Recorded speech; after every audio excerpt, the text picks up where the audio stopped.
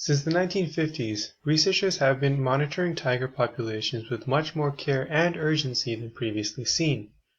It has become apparent that tigers are slowly disappearing. Various theories have been proposed to explain this mysterious disappearance, some of which will be discussed today. In the past 40 years, efforts to conserve tiger populations have increased. However, there is still much more work needed to be done.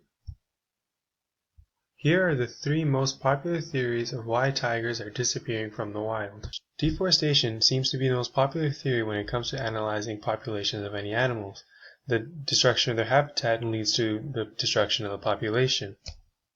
Poaching and illegal trafficking seems to be the second most popular theory of why tigers are disappearing from the wild. The removal from their habitat puts them into the black market so that they can be sold to the highest bidder. Finally, hunting for sport seems to be another major theory of why tigers are disappearing. They seem to be a prize for any hunter who can come by them. Anyone who can manage to capture one and take it home is seen as a hero. Here is a map that shows the distribution of tigers throughout Asia. The yellow portion is meant to signify the area in which tigers had roamed in the year 1900. The dark purple area is where they reside today. As you can see from this graph, many different species of tigers have gone extinct in the last 116 years. For example, the Caspian tiger in northwestern Asia. As you can see, the yellow area signified where it used to roam in the 1900s, but now has become extinct.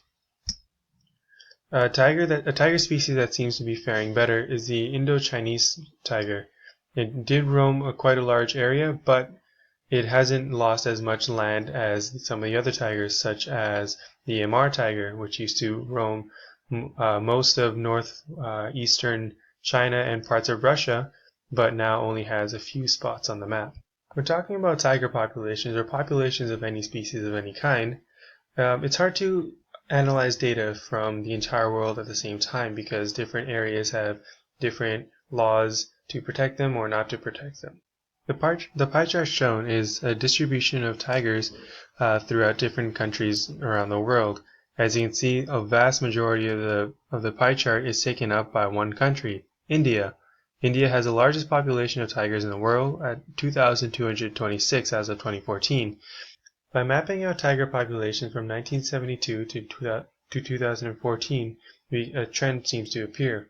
By using a simple equation, we can figure out the trend in which the population is following, which is the orange line.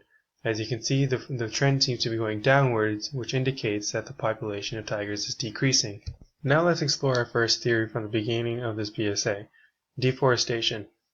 Here on this graph, we can see how many hectares of land were cleared by the Indian government from 2001 all the way up to 2014. Obviously, there was a spike in 2014. This graph shows the information from the population trend of tigers with the deforestation trends. As you can see, there's little to no correlation. This means that, popular to contrary belief, deforestation does not play as major of a role for tiger population as previously thought. Next, we'll talk about the more depressing theories, poaching and illegal trafficking.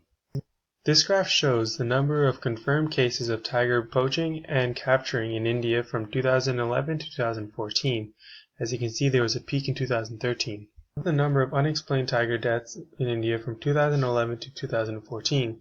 This is shocking to most people because how can we not know why tigers are dying? Well, that's why more research needs to be done, and that's why tigers need your help. And although there are many theories out there to try and explain this, there hasn't really been any true explanation or anything proven. Here's a graph showing the top 4 contributors to tiger deaths in India. The large green portion is poaching, and as you can see, poaching plays a major role in the decline of the tiger population. The gray portion is unknown.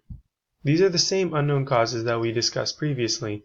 There are many theories to explain for these unknown deaths, and one of which is genetic indiversity. And genetic indiversity proposes that since there are not enough tigers to mate effectively, there is a higher chance of having faulty offspring, meaning that more harmful genes can come together in the offspring and they would die off quickly.